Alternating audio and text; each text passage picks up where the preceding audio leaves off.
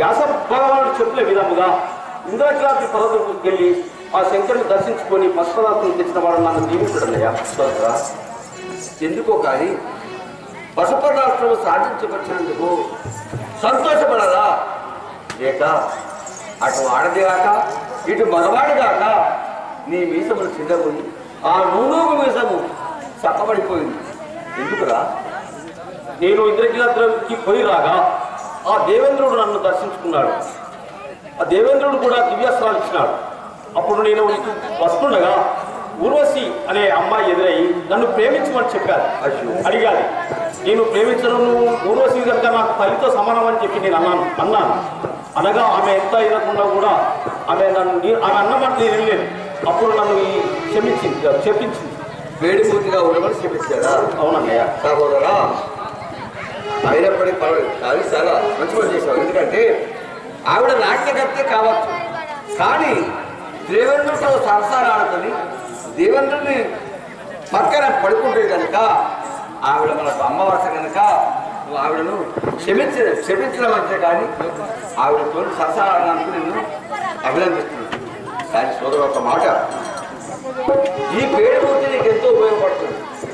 రేపు రాబోయే కాలం 12 సంవత్సరాలు అరణ్యవాసం చేశాను. రాబోయే కాలం విరాటరాజు వరువు లోపల మనం అత్యాచారం అమలు చేయాలి. ఎందుకంటే మేము ఎవరూ మాకు బయటపడదు కానీ భీమసేనుడితో నీతోనే మాకు ముక్కు చేసి భీమసేనుడు కోపిస్తే ఎవరు ఏమన్నా కానీ తొందరపడతారు. నీవేమో నీ నూనెతో ఊరికి ఏర్పడుతుంది కనుక ఆ బయటపడిన పరిస్థితి నీ మీసం తొలగొచ్చింది కనుక చాలా సంతోషం. తమ్ముడారా, 2 బచ్చలంబులు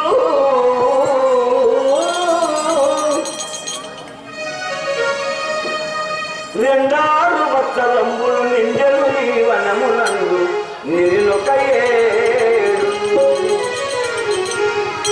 నిందజ్ఞాతము సల్పుతు నుండవలను మనము ఎచట నుండము చెప్పరా?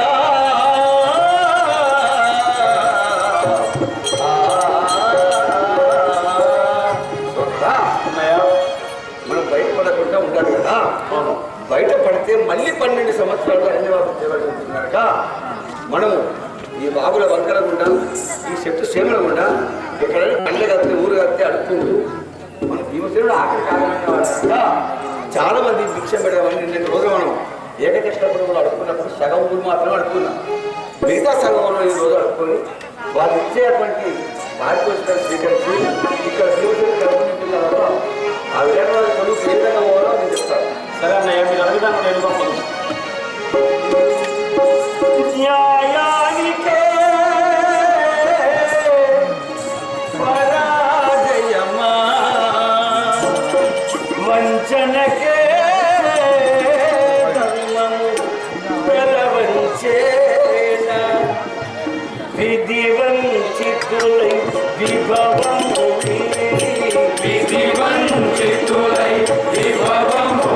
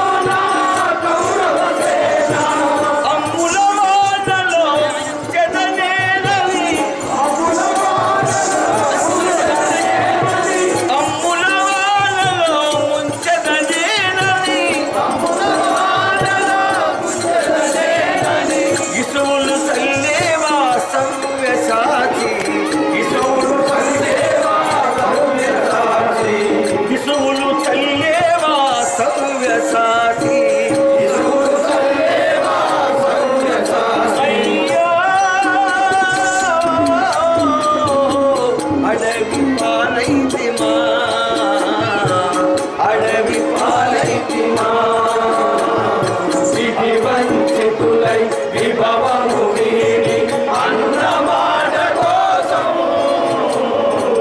అడవి పాలైతిమా అడవి పాలైతిమా ఏ యుగమందు ఏ ఇల్లాలు ఏ యుగమందు ఏ ఇల్లాలు ఏ యుగమందు ఏ ఇల్లాలు ఏ యుగమందు ఏ ఇల్లాలు ఎరుగదు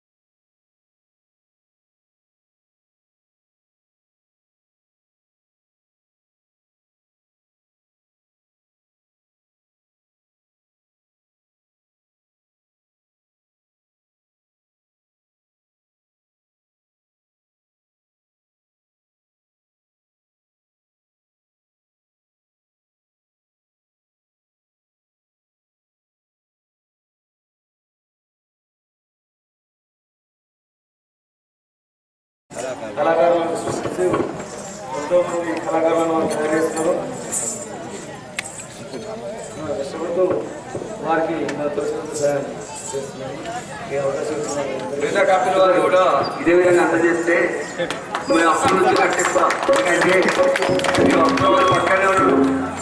ఒక తవలు వాడతాడు, ఒక హార్మోనియం వాడతాడు, ఇక మిగతా వాళ్ళతో మైకి పెడుతుండ్రు, మిగతా వాళ్ళు బ్రేకప్ చేస్తున్నారు. అందరూ కూడా ఇప్పుడు మా ఎప్పుడు పడ్డారు. మీరు అవి డబ్బులు ఇచ్చే వాళ్ళు వాళ్ళు ఇస్తే మాకు ఎంతో ఉపకారం చేసే వాళ్ళు అవుతారు.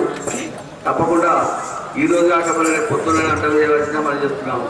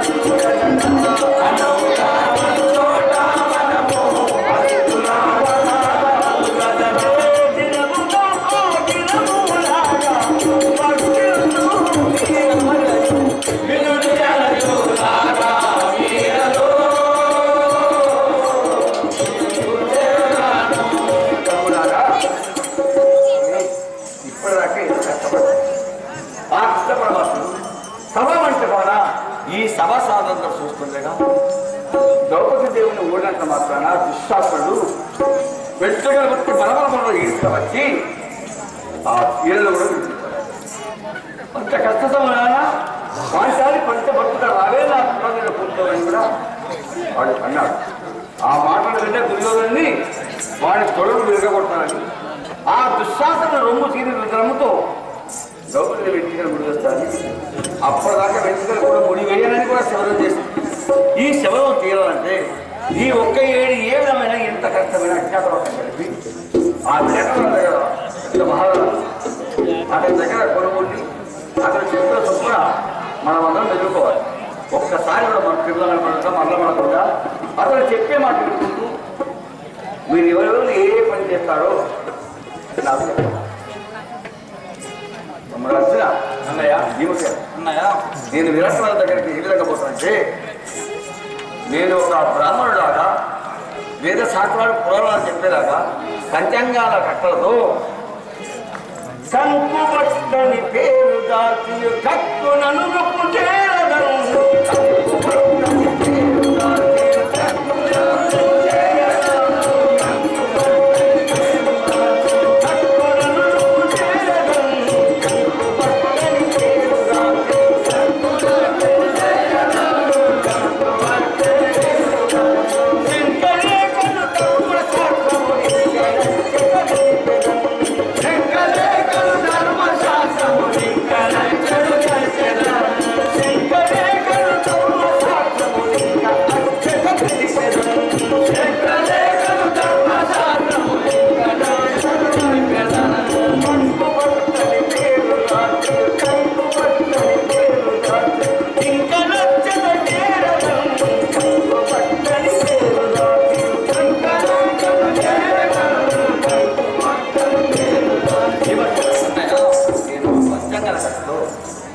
భక్తులాగా ఒక బ్రాహ్మణోత్సవంలాగా ఆ విరాట దగ్గర పోయి ఏదో ప్రాధేయపడి అతని వద్ద పొరుగు చేస్తాను. అన్నయ్య చేస్తాను.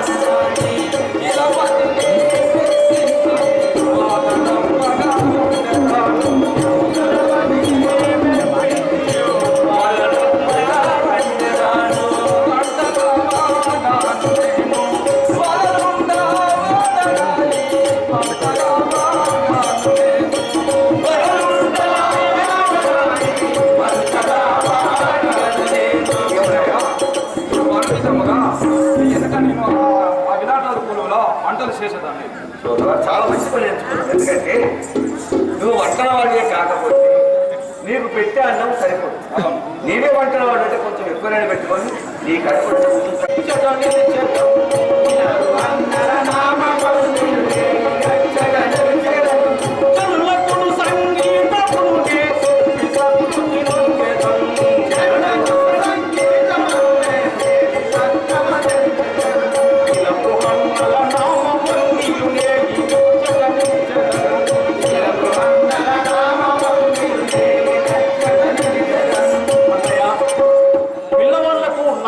సంగీతంలో చెప్పుకుంటూ ఉండేవాడు. విరాట్ పదకొండు లోపల ఎక్కువ ఆడపిల్లలు ఉంటారంట. ఆ విరాట్ రాజుకు ఒక చక్కని పుట్టిన ఉత్తర కూడా కలదు. అవునన్నయ్య, ఆవిడ కూడా సంగీతానికి అడ్డం వస్తుంది. ఎట్టి పరిస్థితిలో కూడా నీ మీసం పూర్తిగా కూడా కనపడకుండా ఒక ఆడదాన్ని విప్పగలపడాలి. అలా అయితే నమ్ముతారు కనుక చక్కగా సంగీతం అభ్యాసం చేయి. సోదరా నాకు అన్ని వేళ పడుతుందా అన్నయ్య తమ గాంధీనే విరాటు జరి తమ గాంధీనే విరాటు జరి ఆశ్రములకు సకదా విజనే చెరాను తమ గాంధీనే విరాటు జరి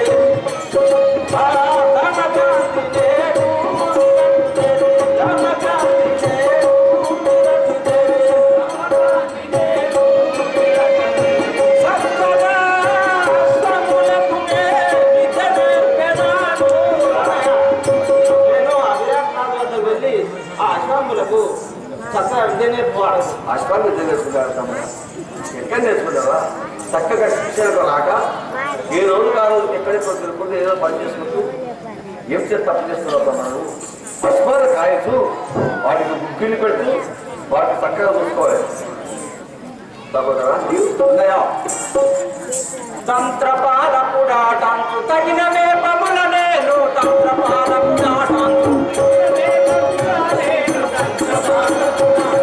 తంత్రవేపముల నేను తగిన వేపముల నేను తంత్రపాలకుడాటంతు మంత్రమోలే ఆలోచన మమత తోడ చెప్పెదను మంత్రమోలే ఆలోచన